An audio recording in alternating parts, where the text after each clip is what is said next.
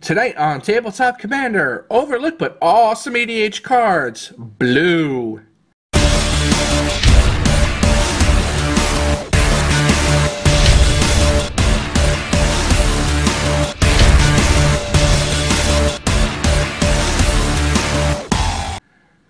Hi everyone, and welcome to another one of my fantastic EDH videos. This is overlooked but awesome EDH cards. These are cards that are overlooked, but I still think they're awesome.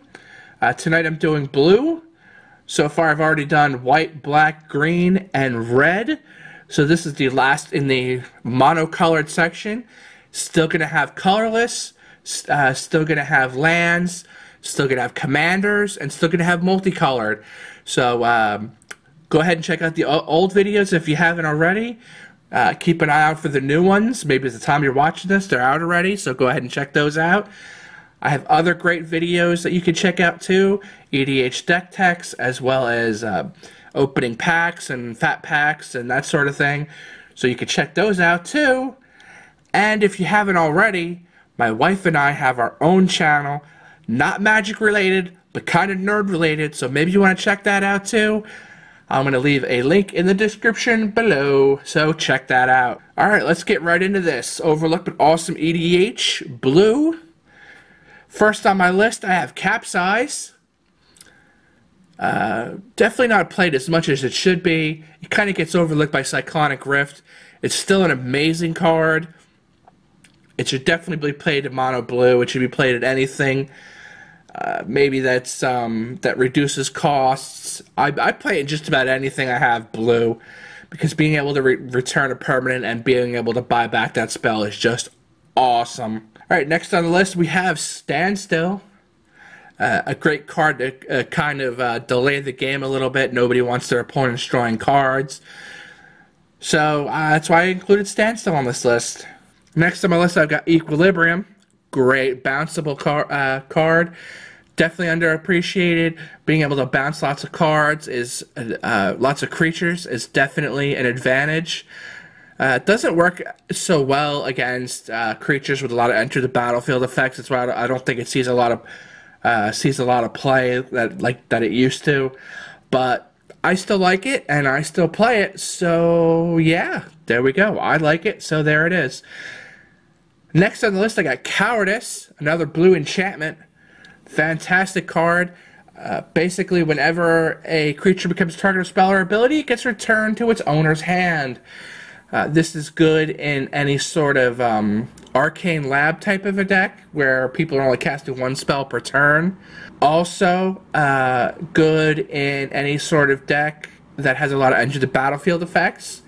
For example, Rune, maybe, or a Brago deck. This is definitely a possible include. Targeting your own creatures would kind of suck because you don't want them to return in your hand. You want them to just flicker in and out. But being able to target opponents' creatures and bounce them a lot is definitely a good thing too. I used to use this with Unnatural Selection. It's another blue enchantment. It was like 1/1 blue, and then it had a 1 any color activation cost, and it would turn target creature into a creature type of your choice until the end of turn. And so basically, I would just target them, say sheep or goat or bagel or moose, whatever. It didn't matter, because as soon as they became target of the enchantment, they would get bounced back to their owner's hand. So I would be able to do that as many times as I had mana, and they would get frustrated because they would have to spend, you know, 3 mana, 4 mana, 7 mana, whatever, to get the creatures back, and it only took me 1 to get rid of it every single turn without fail. They would have to deal with either the Cowardice or Unnatural Selection before they could do anything. So there you have it. Next on my list I got Opposition. Opposition basically turns all your creatures into icy manipulators. Tap your creature and tap target artifact or land or creature. Fantastic stacks card. It doesn't see enough play, but great in tokens. If you've played maybe like blue-white tokens, where you play Elspeth, the one that makes 3 soldier tokens, you just keep spitting out soldier tokens, and then you keep all your opponent's stuff tapped down. Throw out maybe Storage Matrix or something along those lines. Winter Orb. So you can tap that down back at the end of your opponent's turn, and when it comes around your turn, you get to untap everything, and yeah, fun for all. Oh, I mean fun for you, not fun for anyone else. Next on the list got Overburden. Whenever creature comes into play, return a land to the owner's hand. Definitely an underappreciated card. Definitely an amazing blue spell. I play it in any deck that has blue, but doesn't play a lot of creatures, and it gets on my opponent's nerves pretty quick. So yeah, there's that. Next on the list we got Parallax Tide. Parallax Tide works just like Parallax Wave from a white video. So if you haven't seen the white video, go see that, because it explains specifically why this is underappreciated and why it's on my list. It works for lands instead of creatures, but it's the same exact concept. So go over there, check that out. It involves some abusing of the stack and what people really don't do anymore. It's definitely an amazing underappreciated card. Next on my list, one of my all-time favorite blue cards, Arcane Laboratory. Basically, it's just a blue enchantment that says you can only play one spell a turn. Now, this slows the game down a lot. It pisses a lot of people off. It stops a lot of combo decks. And people generally hate it. Why do they hate it? Because it messes them up. One spell kind of makes the game a little boring, but whatever. You only have one spell that you got to worry about countering at that point. So what do you care? That's why you play it. So you counter that one spell.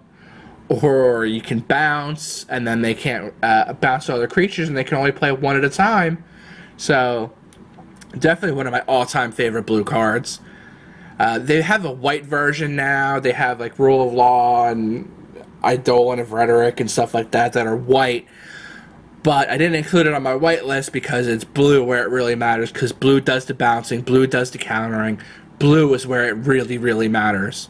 So unless you're playing blue-white or something along those lines, I don't really play those other cards. Next on my list got Tradewind Rider.